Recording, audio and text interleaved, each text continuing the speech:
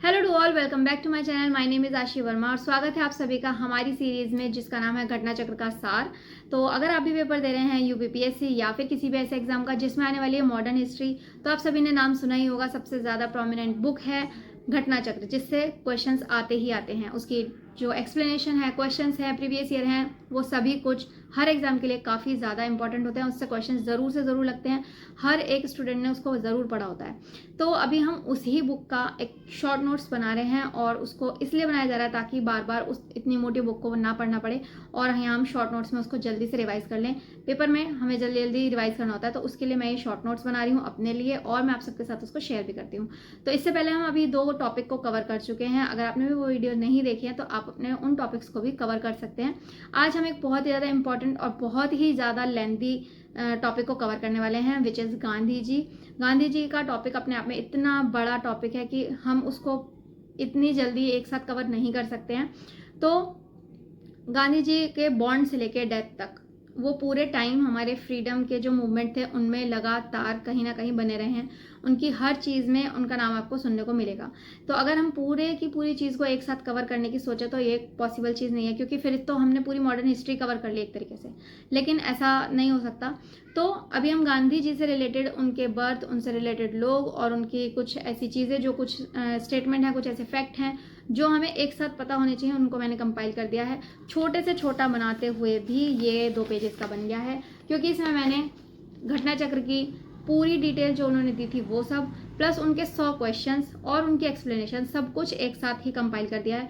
इन notes को पढ़ने के बाद जब आप उनके क्वेश्चंस लगाने बैठोगे तो आपके सारे क्वेश्चंस एकदम हो जाएंगे और आपको कुछ और याद दिया पढ़ना नहीं पड़ेगा। तो बस पेपर से पहले इन 2 पेजेस को पढ़ेंगे और गांधी जी का पूरा टॉपिक कवर हो जाएगा।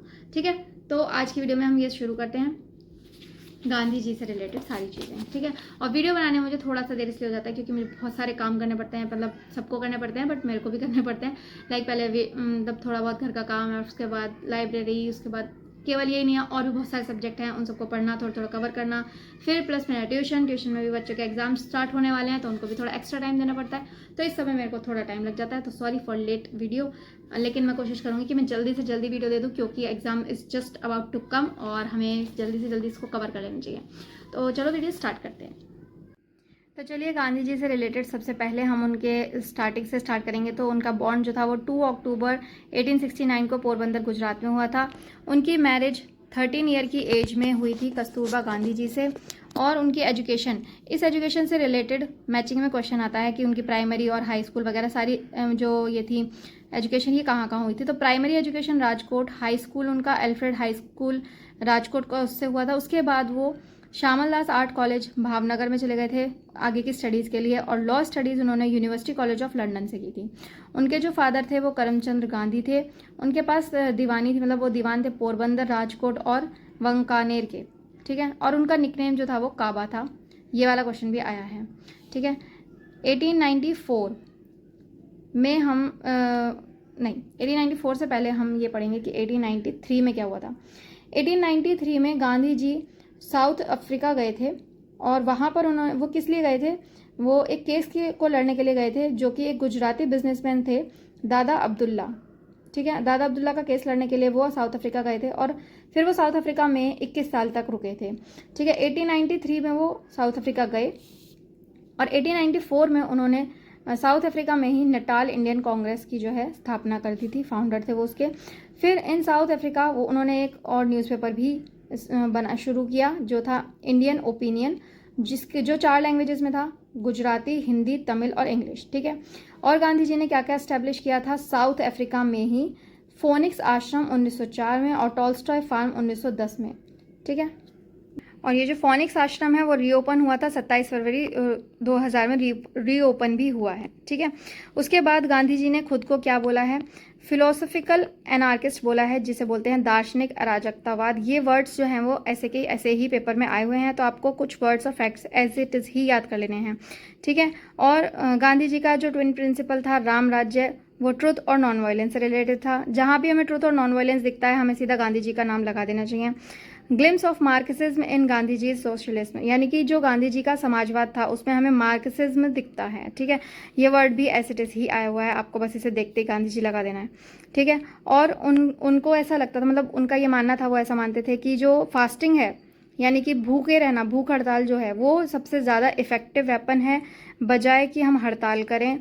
और मतलब हड़ताल वगैरह हमारा लास्ट ऑप्शन होना चाहिए, फास्टिंग सबसे ज़्यादा इंपॉर्टेंट है, इसीलिए वो मोस्टली फास्टिंग वाला ये जो भूख हड़ताल थी वो करते हुए दिखते थे। और गांधी जी से ही रिलेटेड ये लाइन भी है कि वो थे एक individualist among socialist and Marxist among the socialist. कुल मिला के मार्क्सिस्ट वाली जो वर्ड है वो गांधी जी से ही रिलेटेड है, ठीक है।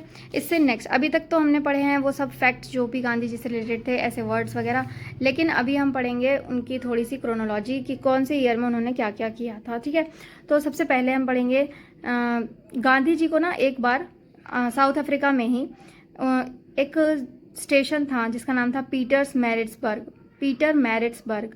इस स्टेशन से उनको बाहर फेंका गया था क्योंकि उनके पास फर्स्ट क्लास का टिकट था, लेकिन उनको एक डिस्क्रिमिनेशन की वजह से, भेदभाव की वजह से उनको कहा जा रहा था कि आप जनरल डिब्बे में सफ़र करेंगे, आप फर्स्ट वाले डिब्बे में नहीं कर सकते। तो इस मतभेद की वजह से जब उन्होंने इस बात पे आवाज़ उठाई कि जब मेरे पास फर्स्ट वाला है तो मैं फर्स्ट क्लास में क्यों नहीं करूँगा, तब उनको इस मतभेद के बाद थोड़े बहुत लड़ाई झगड़ा हो या कुछ, इसके बाद उनको पीटर्स मैरिट्सबर्ग नाम की स्टेशन से ट्रेन से बाहर फेंक दिया गया, ठीक है। तो इसका नाम आता है जगह का। फिर 1901 में गांधी जी ने सबसे पहले पार्टिसिपेट किया। हमने पढ़ा है आज तक कि गांधी जी इंडिया आए थे 1915 में, लेकिन वो 1915 में ना परमानेंटली इंडिया आ गए थे, और इससे पहले भी वो इंडिया आए थे जब वो साउथ अफ्रीका में ही रहते थे। लेकिन वो एक बार आए थे 1901 में, कलकत्ता सेशन जब चल रहा था, उसका कांग्रेस का कलकत्ता सेशन चल रहा था, उसको पार्टिसिपेट करने आए थे उसमें, जब उसको प्रिसाइड किया था दिनशा वाचा ने, ठीक है। और उसी टाइम पर उन्होंने अपना एक लॉ ऑफिस भी स्टैब्लिश किया था बॉम्बे में, ठीक है। और गांधी जी पूरे 21 साल तक रहे थे साउथ अफ्रीका में, और उन्होंने वहाँ पर अडॉप्ट किया था सेवा धर्म, ठीक है।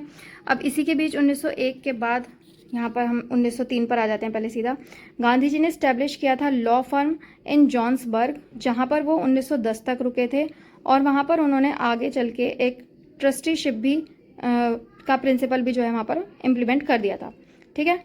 उसके बाद हम सीधा आ जाते हैं 1915 पर, ठीक है। 1901, 3 और अब 15 पर आ चुके हैं हम। 15 में वो सबसे पहले क्या हो गए थे, इंडिया आ गए थे, और 15 में वो इंडिया आने के बाद उन्होंने सबसे पहले इस्टेब्लिश किया था सत्याग्रह आश्रम, ठीक है। कहाँ पर, कोचरब अहमदाबाद में, जो कि 1917 में 17 जून 1917 में साबरमती नदी के किनारे पर शिफ्ट कर दिया गया था, ठीक है। अब 1915 के बाद 1916 में सबसे पहली स्पीच जो उन्होंने पब्लिक स्पीच दी थी वो बनारस हिंदू यूनिवर्सिटी में दी थी। ये क्वेश्चन आया हुआ है कि उन्होंने सबसे पहली स्पीच कब और कहाँ दी थी, ठीक है। उसके बाद 16 के बाद 17 आ गया। 17 में सबको पता ही है चंपारण नाम का सत्याग्रह उन्होंने शुरू किया था। ये राजकुमार शुक्ला जी हैं जो कि गांधी जी से लखनऊ में मिले थे 1915 में। वहाँ पर उन्होंने उनसे ये रिक्वेस्ट की थी कि आप चंपारण में जाकर देखिए, चंपारण जो कि बिहार में है, वहाँ पर जाकर आप अपने फार्मर्स जो हैं उनके साथ जो हो रहा है, जातियाँ वगैरह हो रही हैं, उनको देखिए। तो उनके कहने पर गांधी जी वहाँ गए थे और उन्होंने एक सक्सेसफुल सत्याग्रह को वहाँ पर चालू किया। और इसका रीज़न क्या था, इसका रीज़न था क्योंकि वहाँ पर जो लोग थे उनसे, जो ब्रिटिशर्स थे उनसे 320th जो लैंड था उस पर इंडिगो यानी कि नील की खेती करने के लिए बोल रहे थे। इसको 3 खाटिया सिस्टम भी बोलते हैं, ठीक है। यानी कि उनको कंपलसरी था कि वो जो लैंड का जो 320th पार्ट है उस पर कल्टीवेट करें सिर्फ इंडिगो ही, यानी कि नील की खेती करने के लिए, ठीक है। उसके बाद इन्होंने ये एक सत्याग्रह चलाया जो कि एक सक्सेसफुल सत्याग्रह रहा। और इस सक्सेसफुल सत्याग्रह के बाद जो रविन्द्रनाथ टैगोर हैं उन्होंने महात्मा गांधी को महात्मा की जो उपाधि थी वो उन्होंने दी थी। क्वेश्चन आता है कि किसने उनको महात्मा की उपाधि दी थी, तो रविन्द्रनाथ टैगोर ने। और किस मूवमेंट या किस सत्याग्रह के बाद दी थी, तो चंपारण के सत्याग्रह के सक्सेसफुल रहने के बाद दी थी, ठीक है। इस सत्याग्रह को सपोर्ट किया था JB Kripalani, doctor Rajendra Prasad, Mahadev Desai, CF Andrews, doctor Anurag Narayan Sinha, Rajkishore Prasad, HC Polak ETC ने। लेकिन सबसे इंपॉर्टेंट ये बात है कि उसको अपोज किसने किया था, तो अपोज किया था NG रंगा ने, ठीक है। ये मतलब एन से मैंने ऐसे याद कर लिया, नेगेटिव है, नॉट गुड, उनको अच्छा नहीं लगा। ये एन जी रंगा यानी कि नॉट गुड, उनको अच्छा नहीं लगा, ऐसे मैंने याद किया है। आप भी इस तरह से उसको याद रख सकते हो। एन जी रंगा ने क्या किया था, अपोज किया था। ठीक है, उसके बाद 17 में ये हो गया। उसके बाद 18 में हुआ अहमदाबाद कॉटन मिल, जो कि फरवरी मार्च के महीने के आसपास हुआ था। वहाँ पर उस टाइम पर प्लेग चल रहा था और फार्मर्स को बोनस देने की बात चल रही थी। फार्मर्स चाहते थे कि उनको 50% का बोनस दिया जाए, लेकिन जो उनके ओनर्स थे वो 20% ही देना चाहते थे। तो जब 20% की बात सुनी तो जो गांधी जी थे उन्होंने उनसे कहा कि आपको स्ट्राइक पर जाना चाहिए, और उनका सपोर्ट करने के लिए वो खुद भी स्ट्राइक पर चले गए। और वो ये चाहते थे कि इस पूरे मामले को जो है, मैटर को ट्रिब्यूनल को हैंड ओवर कर दिया जाना चाहिए। जब वो ये बात ट्रिब्यूनल पर चली गई तो फाइनली ये डिसीजन आया कि 35% बोनस उनको मिलेगा। ठीक है, ये भी एक सक्सेसफुल ही सत्याग्रह रहा। और 1918 में ही मार्च में खेड़ा सत्याग्रह हुआ गुजरात में, जहाँ पर भी फार्मर्स का जो क्रॉप्स थी वो डिस्ट्रॉय हो गई थी, लेकिन उनके टैक्स वगैरह में कोई रिलीफ नहीं किया जा रहा था। तो वहाँ से रिलेटेड भी एक सक्सेसफुल सत्याग्रह गांधी जी ने चलाया। अब अगर आपको ये बात याद नहीं रहती है कि पहले चंपारण था, फिर अहमदाबाद था, फिर खेड़ा था, तो इसके लिए आप एक मतलब एक छोटी सी चीज़ याद कर सकते हो। वर्ड है केक, CAKE, केक। आप ये केक वर्ड याद कर लो तो अब आपको याद रह जाएगा कि C से चंपारण हुआ सबसे पहले, A से अहमदाबाद हुआ, K से खेड़ा हुआ, और K कुछ नहीं है, बस वर्ड याद रखना आपको, केक। ठीक है, और सबसे ये पहले हुआ था, मतलब ये आसपास ही हुए थे, लेकिन इन दोनों में पहले ये वाला हुआ था अहमदाबाद, फिर खेड़ा हुआ था। ठीक है, उसके बाद हमने 1903 तो पहले ही कवर कर लिया है। नाउ नेक्स्ट पेज पर आ जाते हैं हम। नेक्स्ट पेज यहाँ से स्टार्ट है। हमने यहाँ पर 1918 तक कर लिया है। अब हम 1920 पर आ जाते हैं। हाँ, बहुत सारी चीज़ें ऐसी हैं जैसे कि जलियांवाला बाग वगैरह, वो हम आगे चल के स्पेशली उन टॉपिक्स को कवर करेंगे। ठीक है, अभी हम 1920 पर आ जाते हैं। तो 20 दिसंबर 1920 में गांधी जी ने सबसे पहली बार चंडीगढ़ गए थे। ये क्वेश्चन आया हुआ है कि वो सबसे पहली बार चंडीगढ़ कब गए थे, तो वो 1920 में गए थे। और उसके बाद वो एक बार और भी गए हैं, जो कि है 24 नवंबर 1933, इसमें भी वो चंडीगढ़ गए हैं। लेकिन फर्स्ट टाइम वो कब वहाँ गए थे, 1920 में गए थे। किसके साथ गए थे, मौलाना शौकत अली के साथ, जो कि खिलाफत कमेटी के एक मेंबर थे, और उनके ब्रदर थे मौलाना मोहम्मद अली, जिन्होंने एक पब्लिश करते थे न्यूज़पेपर कॉमरेड। ठीक है, और शौकत अली ने जो है वो पार्टिसिपेट किया था first and second round table में। मतलब मैंने इसको ऐसे याद किया कि शौकत अली को शौक था राउंड टेबल में जाने का, तो उन्होंने 2-2 बार उसमें गए थे वो। ठीक है, शौक था, ऐसे याद कर लिया था। और उसके बाद 20 के बाद 24 और 25 में क्या हुआ था, एक प्रोटेस्ट हुआ था त्रावणकोर में, जो कि तब त्रावणकोर था, अभी केरला में है, जो कि अगेंस्ट था कास्ट डिस्क्रिमिनेशन के। कास्ट का बहुत ज़्यादा डिस्क्रिमिनेशन हो रहा था, यानी कि जाति का भेदभाव चल रहा था। तो इस चीज़ में गांधी जी ने ना डायरेक्टली पार्टिसिपेट नहीं किया था, उन्होंने इनडायरेक्टली किया था, लेकिन वो पीछे से उनको मतलब डायरेक्शन और सपोर्ट पूरा अपना दे रहे थे। तो क्वेश्चन यही आता है कि इस चीज़ में वो डायरेक्टली पार्टिसिपेट ले रहे थे या नहीं, और वो कौन से ईयर में और कहाँ पर हो रहा था। ठीक है, उसके बाद 1930 में वो गए थे येरवादा जेल, जो कि महाराष्ट्र पुणे में है। एक तो इस जेल का नाम आता है कि वो कहाँ पर है, तो ये महाराष्ट्र पुणे में है। और दूसरा आता है कि ये इस जेल से रिलेटेड हम पूरी बात तब पढ़ेंगे जब इसका टॉपिक आएगा। अभी हमें इसमें बस ये याद रखना है कि उस जेल को गांधी जी ने टेम्पल बोला था। ठीक है, 1930 में वो वहाँ पर एक प्रिजनर की तरह से उनको जेल में बंदी बनाया गया था। वहाँ से वो अपने बाकी लोगों से लेटर्स वगैरह के थ्रू बात करते थे, और इस जेल को उन्होंने टेम्पल का नाम दिया था। तो टेम्पल का नाम किस जेल को दिया था, वो क्वेश्चन आता है। ठीक है, 1934 में गांधी जी ने कांग्रेस से रिज़ाइन कर दिया था पूरी तरह से, और उसके बाद वो कभी भी उसके मेंबर नहीं बने थे, लेकिन वो पीछे से मतलब हमेशा उन्होंने अपनी जो है गाइडेंस जो है वो पॉलिटिकल साइंस में ज़रूर दी है। ठीक है, फिर 1944 में सबसे पहली बार सुभाष चंद्र बोस ने गांधी जी को फादर ऑफ द नेशन बोला था। तो किसने बोला था, सुभाष चंद्र बोस ने बोला था, और 1944 में बोला था।